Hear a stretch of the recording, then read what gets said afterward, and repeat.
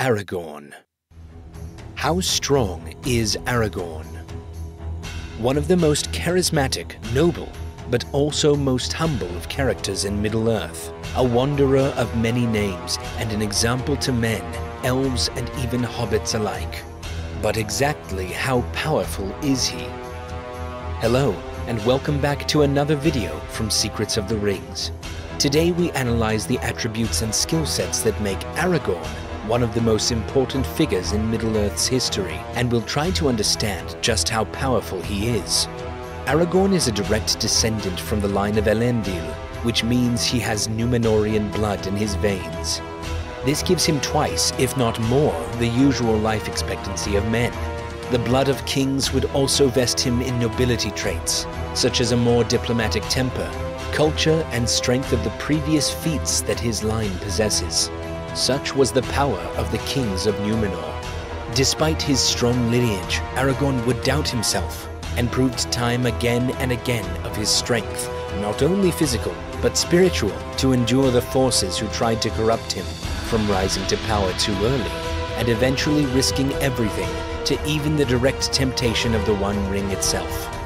Such careful and self-aware attitudes only reinforced his position as a strong-hearted leader, with a strong sense of duty, morals, and instinct to hold himself together when the situation was dire. This type of a leader was needed to put things in order, a contrast toward his direct past relatives, who succumbed to the Dark Lord Sauron and became corrupted by the One Ring. His powers encompass both physical and spiritual traits, such as carrying previous oaths, having dominion over spiritual beings, and even a certain foresight for events to come.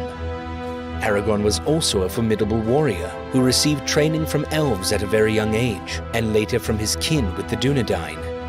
With these two folk, he learned important survival skills, such as hunting, riding horses, and dealing with nature and its animals and beasts alike, even identifying important plants for medicine while living on the wilds.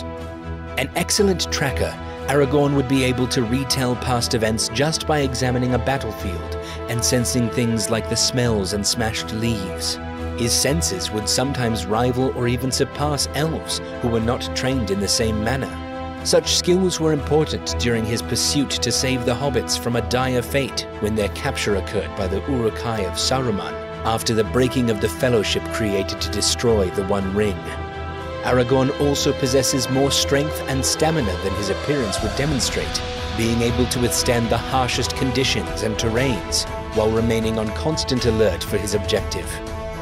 His swordsmanship and dominion of his spirit is such that he single-handedly managed to combat and fend off the Nazgul from the hobbits during the skirmish of Weathertop. One Nazgul would be enough to chill the bones of a battalion, as immortal beings, ghosts of darkness, that with their screams were able to cause dread and despair toward even the most courageous men. He not only faced one, but several at once, and managed to send them fleeing after displaying his might and power against the odds. Already in a different league from common men, and even from his folk or elves, he would make one step further, also being experienced in archery and horse riding, although not as a specialist as he was a swordsman and a tracker. His softer powers lie in his ability to inspire others, much like Gandalf's actions during the War of the Ring. His mere presence was able to instill hope and calmness, even to the most anxious of soldiers before a war. Such was the case during the perilous moments of Helm's Deep, before the arrival of Gandalf and the Rohirrim horsemen, who came to their aid at the last minute. His initial bearing, resembling a sometimes humble man, would not detach him from also being a noble and strategic figure, which he also demonstrated several times with his wisdom and counsel to several figures of the Fellowship and allied forces alike, such as Elrond during the Council of Rivendell and Theoden, the King of Rohan.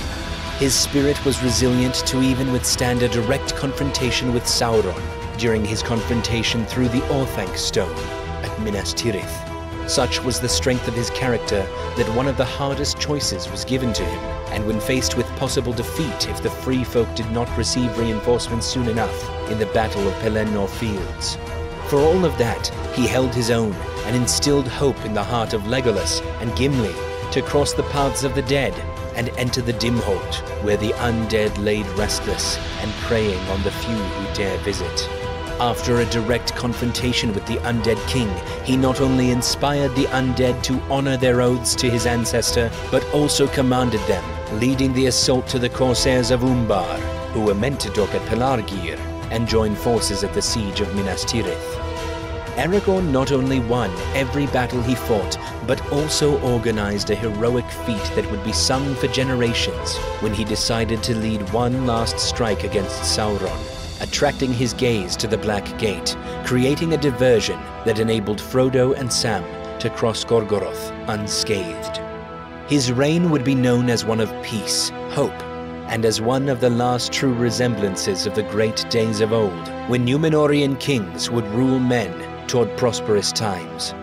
And so was Aragorn, a powerful, heroic, and in many ways a legendary warrior king, who held together the fate of men in perilous times on countless occasions. He eventually died of old age after reorganizing the Kingdom of Gondor and leading it into the new Fourth Age that began after the defeat of Sauron and the rise of men.